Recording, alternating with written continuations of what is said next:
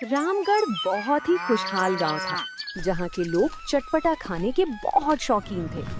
एक दिन उसी गांव के बस स्टैंड पर एक बस आकर रुकी। बस से एक आदमी उतरा, जिसके एक हाथ में बैग था और दूसरे हाथ में ओवन जैसी दिखने वाली मशीन। वो कोई और नहीं, गांव का ही श्यामू था, जो 6 महीने पहले शहर पिज्जा बनाना सीखने गया था। अरे ये कौन है? शामू? अरे बेटा, बड़े दिन बाद गांव लौटा। ये हाथ में क्या उठा रखा है? शहर से कोई नई मुसीबत ले आया है क्या?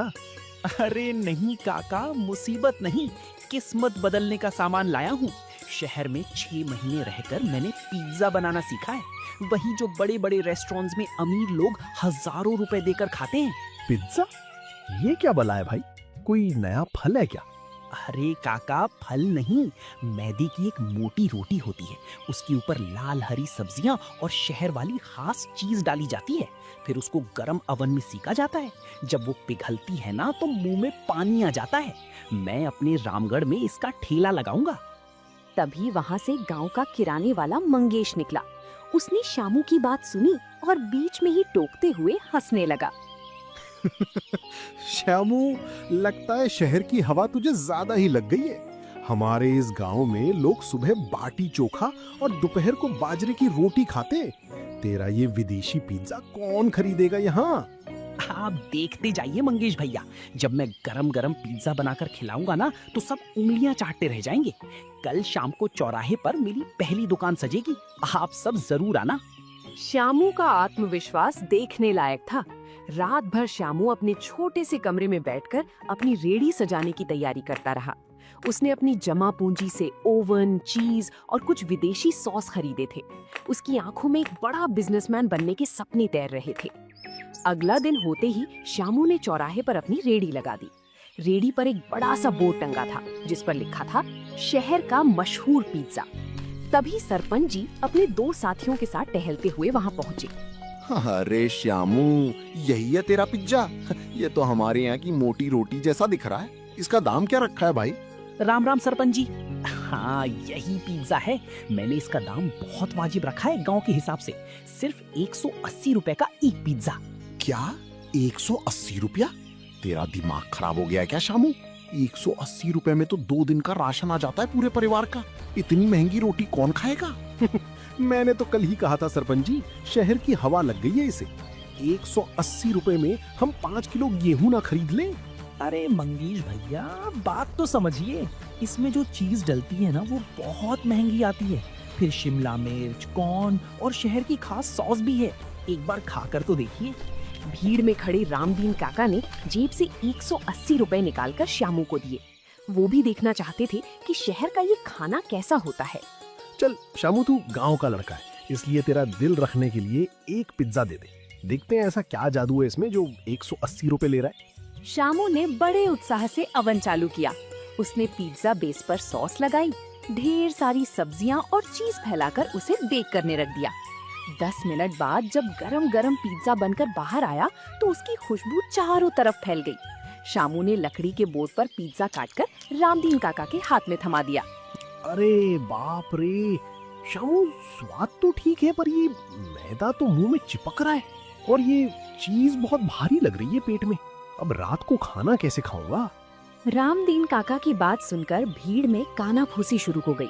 गांव के लोगों को पिज्जा का स्वाद तो नया लगा, लेकिन भारी मैदा और 180 रुपए की भारी कीमत उनके गले बिल्कुल नहीं उतरी। श्यामू का पहला ही दिन खराब गया। अगली सुबह श्यामू अपनी रेड़ी के पास उदास बैठा था। कल रात उसकी पूरी तैयारी धरी की धरी रह गई थी। केवल एक पिज्जा बिका था और बाकी बचा हुआ सामान अब खराब होने की कगार पर था। तभी गांव का पुराना रसोइया हरिया चाचा वहां से गुजरा। हरिया चाचा ने श्यामू को उदास देखा तो उसके पास आकर पूछा, क्या बात है शामू बेटा, चेहरे पर 12 क्यों बजे हुए हैं? आज रेहड़ी लगाने की तैयारी नहीं कर रहे क्या? क्या बताऊं हरिया चाचा, बड़े अरमानों के साथ शहर से पिज्जा बनाना सीख कर आया था।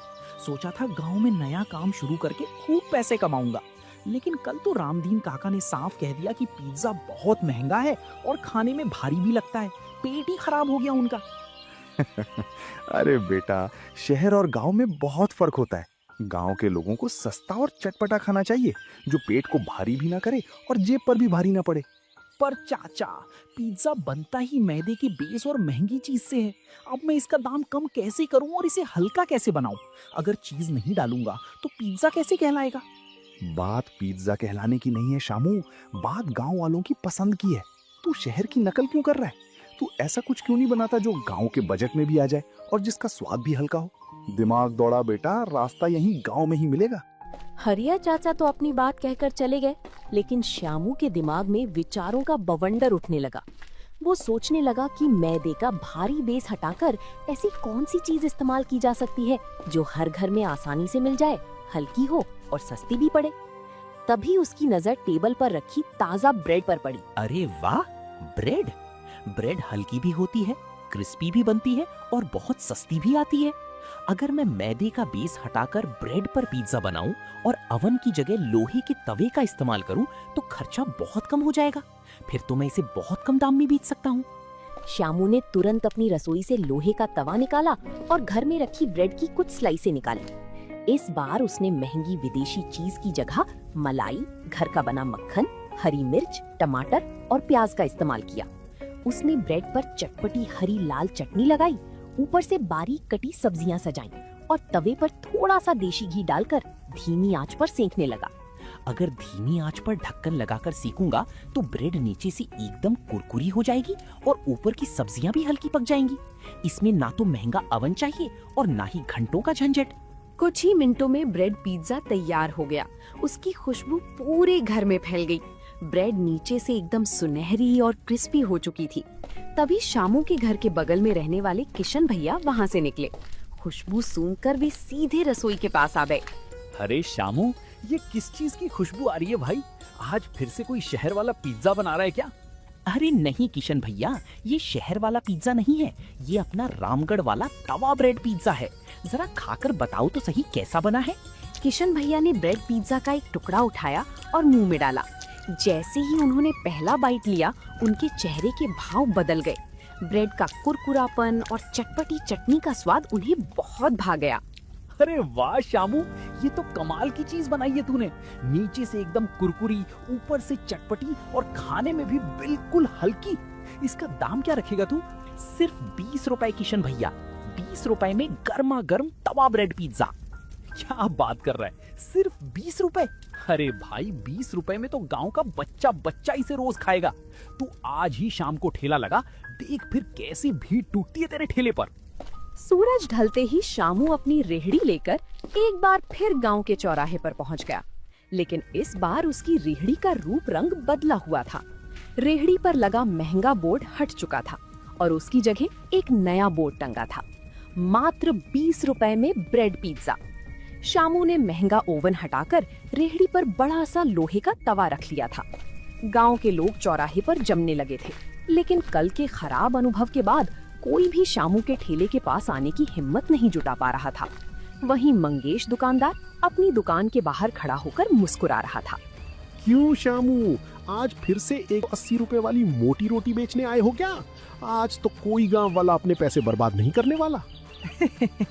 अरे नहीं मंगेश भैया, कल की भूल से मैंने बहुत कुछ सीखा है। आज ना तो 180 रुपए का दाम है और ना ही वो भारी मैदा।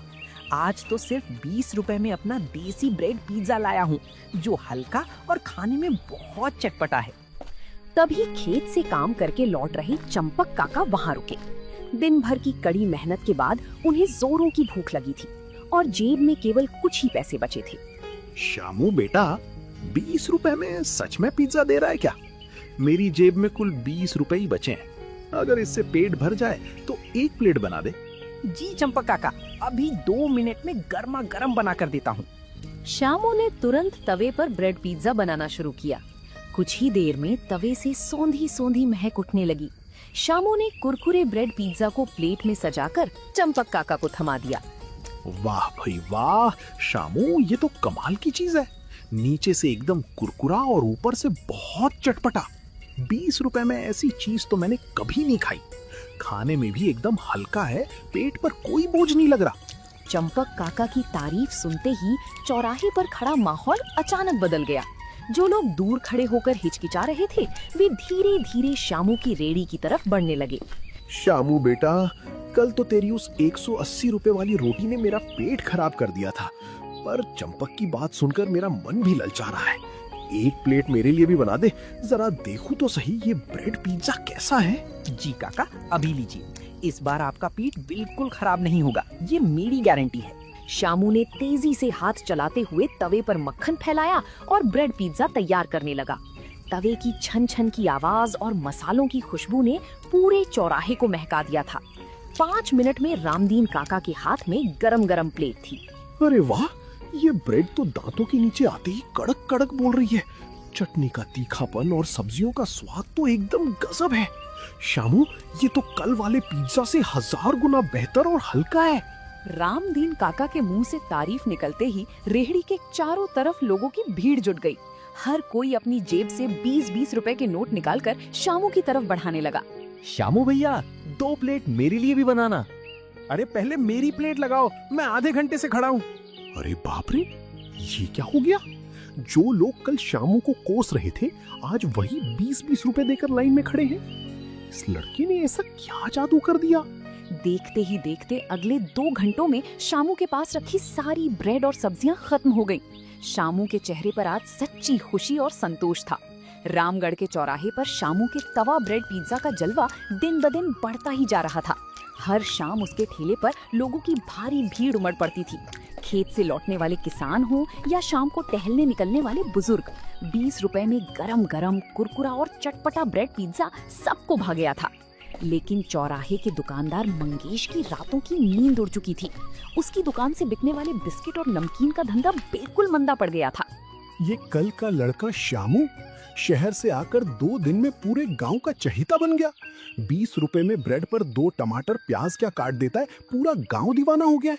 अगर इसका ठेला ऐसे ही चलता रहा तो मेरी दुकान पर तो कोई माचिस खरीदने भी नहीं आएगा। मुझे कुछ ना कुछ करके इसका धंधा चौपट करना ही पड़ेगा। अगली शाम जब शामू अपने ठेले पर ग्राहकों की भारी भीड़ संभाले हुए था और तवे पर ब्रेड सेंक रहा था, तभी मंगेश बड़े रौब के साथ ठेले के पास पहुंचा। उसके हाथ में एक आधी जली हुई ब्रेड की स्लाइस थी। अरे ओ शामू, गांव वालों को बेवकूफ बनाकर बासी और जली हुई ब्रेड खिला रहा है तू? अरे मंगेश भैया, आप ये क्या कह रहे हैं? मैं तो रोज सुबह मंडी से ताजा ब्रेड और ताजा सब्जियां लाता हूँ। मेरी कोई ब्रेड जली या बासी नहीं होती। तू झूठ बोल रहा है। ये देख, तेरी ही दुकान से लिए ये ब्रेड नीचे से पूरी काली और जली हुई है। ऐसी जली ब्रेड खाकर अगर गांव वालों का पेट खराब हो गया तो उसका जिम्मेदार कौन होगा? तू तो चंद रुपयों के लालच में हमारे स्वास्थ्य से खिलवाड़ कर रहा है। शामू समझ गया कि मंगेश जानबूझकर उसे बदनाम करने के लिए ये सब कर रहा है। लेकिन शामू घबराया नहीं। उसने मंगेश के हाथ से वो जली हुई ब्रेड ली और उसे ध्यान से देखा। मंगेश भैया बहुत होशियार बनने की कोशिश कर रहे हैं, लेकिन झूठ के पाँव नहीं होते। ये ब्रेड तवे पर सिकी ही नहीं है, इसे तो चूल्हे की सीधी आंच पर जानबूझकर जलाया गया है। और सबसे बड़ी बात, मैं अपने ठेले पर बड़ी ब्रेड इस्तेमाल करता हूँ, जबकि ये तो छोटी ब्रेड है जो सिर्फ आपकी ही दुकान पर मिलती है। शामू की बात सुनते ही भीड़ में खड़े चंपक काका ने आगे बढ़कर मंगेश के हाथ में पकड़ी ब्रेड और शामू के ठेले पर रखी ब्रेड का मिलान किया। सच तुरंत सबके सामने आ गया। अरे मंगेश, तुम्हारी दुकान के बिस्किट नहीं बिकी तो इस भले लड़के पर झूठा इल्जाम लगाने आ गया। हम रोज यहाँ गर्मा गर्म और साफ सुथरा ब्रेड पिज्जा खाते हैं, आज तक किसी का पेट खराब नहीं हुआ। बिल्कुल सही कहा चंपक ने। मंगेश, तेरी जलन साफ दिखाई दे रही है। शामू मेहनत करके 20 रुपए में हम सबको बढ़िया चीज खिला रहा है और तू गांव के लड़के का धंधा चौपट करने की साजिश रच रहा है। शर्म आनी चाहिए तुझे। अरे अरे सरपंच जी, मुझसे गलती हो गई। मैं तो बस देख रहा था। चुप कर मंगेश, अगर आइंदा तूने शामू के काम में अपनी टांग अड़ाई या गांव वालों को गुमराह करने की कोशिश की तो चौराहे से तेरी दुकान हटवा दी जाएगी। चल निकल यहाँ से। मंगेश शर्मिंदा होकर चुपचाप अपनी दुकान की तरफ खिसक गया। जिसके बाद शामू ने एक बार फिर तवे पर मक्खन डालकर गर्मा गर्म ब्रेड पिज्जा बनाने में जुट गया। आज गांव वालों के विश्वास ने शामू के सपने को और मजबूत कर दिया था। अगले दिन शामू शहर की मंडी से कुछ नया सामान लेकर आया। सिर्फ एक तरह का ब्रेड पिज्जा कब तक चलेगा? गांव में कुछ लोग तीखा पसंद करते हैं तो कुछ लोग थोड़ा खट्टा मीठा। अगर मैं स्वाद में 2-3 वैरायटी ले आऊं तो काम और जम जाएगा। शाम होते ही शामू ने अपनी रेडी पर एक छोटा सा नया बोर्ड लटका दिया। उस पर लिखा था चटपटा हरी मिर्च पिज्जा, खट्टा मीठा टमाटर पिज्जा और स्पेशल मलाई पनीर पिज्जा। तभी वहाँ से गुजर रहे गांव के पटवारी जी ठेले पर आकर रुक गए। अरे श्यामू, ये नया बोर्ड कैसा टांग रखा है आज? मलाई पनीर पिज्जा, अरे वाह। इसका दाम कितना रखा है भाई? कहीं फिर से शहर वाला 180 रुपए का तो नहीं कर दिया? अरे नहीं नहीं पटवारी जी, मैं गांव का लड़का हूँ, गांव वालों की जेब का ध्यान हमेशा रखूंगा। खट्टा मीठा ब्रेड पिज्जा वही 20 रुपए का है और ये स्पेशल मलाई पनीर वाला पिज्जा सिर्फ 30 रुपए का है। अरे वाह, 30 रुपए में पनीर और मलाई। चल शामू, 1 प्लेट स्पेशल मलाई पनीर पिज्जा लगा दे, आज हम भी देखें तेरा नया स्वाद। शामू ने तुरंत तवे पर मलाई पनीर पिज्जा बनाया और पटवारी जी को परोस दिया। अरे अद्भुत श्यामू बेटा, मलाई का स्वाद और पनीर का कड़कपन इस ब्रेड के साथ बिल्कुल मक्खन जैसा घुल रहा है। 30 रुपए में ऐसा शाही स्वाद तो शहर के बड़े बड़े होटलों में भी नहीं मिलेगा। देखते ही देखते शामू के तवा ब्रेड पिज्जा की चर्चा सिर्फ रामगढ़ तक ही सीमित नहीं रही, बल्कि पास के पड़ोसी गांव चंदनपुर तक फैल गई। चंदनपुर के लोग भी शाम को खास तौर पर रामगढ़ के चौराहे पर शामू का ब्रेड पिज्जा खाने आने लगे। लेकिन चंदनपुर का एक मशहूर चाट वाला जिसका नाम जगन था, शामू की इस कामयाबी से बहुत परेशान रहने लगा था। उसकी दुकान से ग्राहकों का रुख अब रामगढ़ की तरफ होने लगा था। ये रामगढ़ का श्यामू 2 कौड़ी की ब्रेड पर सब्जियां सेक सेक कर हमारा धंधा मार रहा है। चंदनपुर से भी लोग मेरी टिक्की छोड़कर उसके ठेले पर जा रहे हैं। मुझे खुद जाकर देखना पड़ेगा कि आखिर उस ब्रेड पिज्जा में ऐसा क्या जादू है। शाम को जगन रामगढ़ पहुंचा और चुपचाप शामू के ठेले के पास भीड़ में खड़ा हो गया। उसने 20 रुपए देकर एक चटपटा ब्रेड पिज्जा खरीदा और पहला टुकड़ा मुंह में डाला। अरे तेरी की, ब्रेड तो नीचे से बहुत करारी है और चटनी का स्वाद भी तीखा और सौंधा है। लेकिन ये तो सिर्फ तवे का कमाल है। अगर मैं अपनी चाट वाली तीखी इमली की चटनी और छोले इसके ऊपर डाल दूं, तो मैं इससे भी बढ़िया छोले ब्रेड पिज्जा बना सकता हूँ। जगन ने बिना कोई देर किए अगले ही दिन चंदनपुर के चौराहे पर अपना ठेला लगा दिया और बड़ा सा बोर्ड टांग दिया, जगन का मशहूर छोले ब्रेड पिज्जा, मात्र 15 रुपए में। जगन ने दाम 5 रुपए कम रखे ताकि रामगढ़ के ग्राहक भी उसके पास खींचे चले आएं। श्यामू बेटा, सुना है चंदनपुर का जगन चाट वाला भी तेरे जैसी ब्रेड पिज्जा की नकल कर रहा है। वो तो 15 रुपए में ब्रेड पर छोले डालकर बेच रहा है। गांव के कुछ लड़के आज उसी के ठेले पर गए हैं। कोई बात नहीं चंपक काका, मुकाबला होना तो अच्छी बात है। इससे मुझे और अच्छा काम करने की प्रेरणा मिलेगी। जो नकल करता है वो स्वाद में कभी असली चीज की बराबरी नहीं कर सकता। अगर मेरे ब्रेड पिज्जा की क्वालिटी और सफाई अच्छी रहेगी तो लोग अपने आप मेरे पास ही आएंगे। अब देखना ये था कि चंदनपुर के जगन का ये सस्ता छोले पिज्जा शामू के ब्रेड पिज्जा के आगे टिक पाता है या नहीं। 2-3 दिनों तक जगन के ठेले पर दाम कम होने के चक्कर में काफी भीड़ जुटी। रामगढ़ के भी कुछ नौजवान सस्ता देखकर जगन के ठेले पर चले गए थे, लेकिन जगन का पूरा ध्यान सिर्फ मुनाफा कमाने पर था। उसने सस्ते के चक्कर में बासी छोले, खराब तेल और 2 दिन पुरानी ब्रेड इस्तेमाल करना शुरू कर दिया था। अरे जगन भाई, आज छोले में अजीब सी महक आ रही है और ब्रेड भी नीचे से कुरकुरी नहीं बनी, एकदम पिलपिली सी लग रही है। अरे भैया, 15 रुपए में क्या तुम्हें काजू किशमिश डाल के दें? खाना हो तो खाओ वरना आगे बढ़ो। 15 रुपए में ऐसा ही मिलता है। उसी रात जगन के ठेले पर छोले ब्रेड पिज्जा खाने वाले 3-4 नौजवानों के पेट में मरोड़ उठने लगी। गांव के डॉक्टर ने साफ कह दिया कि ये सब बासी और दूषित खाना खाने की वजह से हुआ है। मैंने तो पहले ही कहा था, उस जगन की नीयत में खोट है। सस्ते के चक्कर में बासी छोले खिलाकर लोगों का पेट खराब कर दिया। सही कह रहे हो रामदीन भाई। हमारे शामू को देखो, भले ही 20 रुपए लेता है, लेकिन हर सामान आंखों के सामने ताजा और साफ सुथरा इस्तेमाल करता है। तवे पर गरम गरम सेंक कर देता है। आज तक किसी का पेट भारी भी नहीं हुआ। इस घटना के बाद जगन की पोल पूरी तरह खुल गई। जो ग्राहक चंदनपुर गए थे वे अब वापस रामगढ़ में शामू के ठेले पर लौटने लगे। सावन का महीना शुरू हो चुका था और रामगढ़ में लगातार मूसलाधार बारिश हो रही थी। चारों तरफ कीचड़ और पानी भरा हुआ था। गांव के सारे बाजार और दुकानें बंद पड़ी थीं। शामू ने देखा कि मौसम सुहावना है तो उसने घर पर बैठने के बजाय अपनी रेड़ी के ऊपर बड़ा सा तिरपाल बांधा और चौराहे पर पहुंच गया। ऐसे मौसम में तो गरम गरम तवा ब्रेड पिज्जा खाने का मजा ही कुछ और होगा। आज मक्खन थोड़ा ज्यादा लगाऊंगा और हरी मिर्च का तीखन बढ़ाकर बनाऊंगा। जैसे ही शामू ने तवे पर मक्खन डाला और उस पर ब्रेड रखकर चटनी फैलाई, मक्खन के जलने और मसालों की सौंधी खुशबू पूरे चौराहे पर तैरने लगी। बारिश में घर के अंदर बैठे गांव वालों की नाक में जब वो खुशबू पहुंची तो वे खुद को रोक नहीं पाए। अरे वाह शामू बेटा, इस झमाझम बारिश में भी तूने ठेला लगा लिया। अरे तेरी इस ब्रेड पिज्जा की खुशबू ने तो घर में चैन से बैठने ही नहीं दिया। जरा 2 प्लेट एकदम करारी और तीखी ब्रेड पिज्जा बना दे।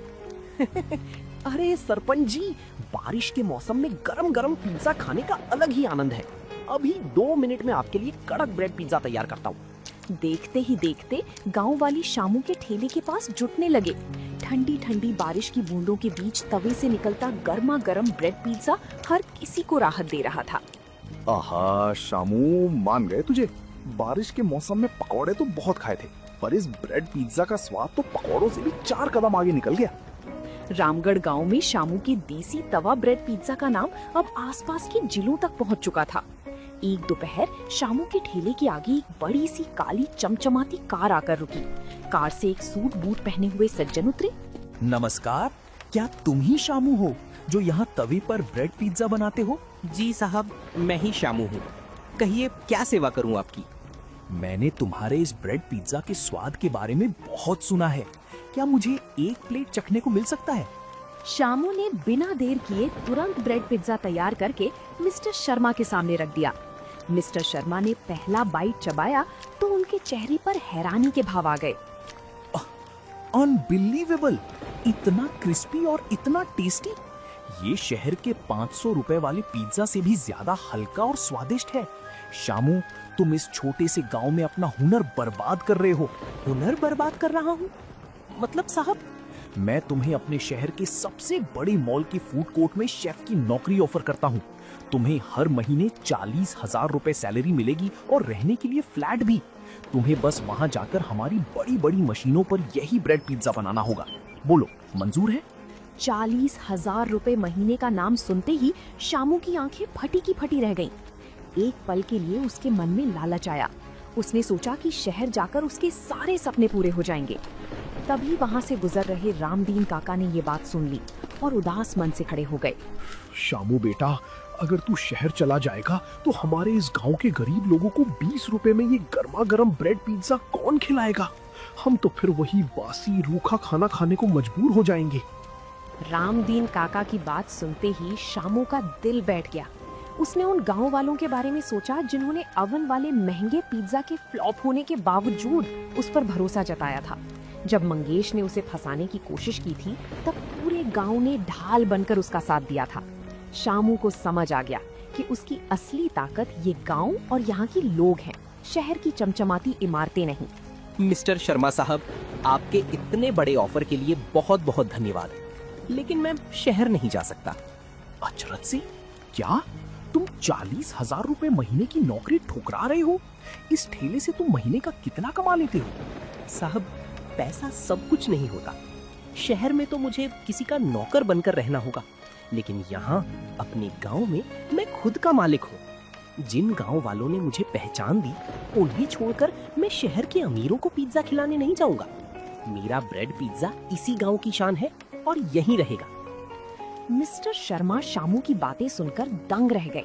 वे शामू की सोच और गांव के प्रति उसके प्रेम की तारीफ किए बिना नहीं रह सके।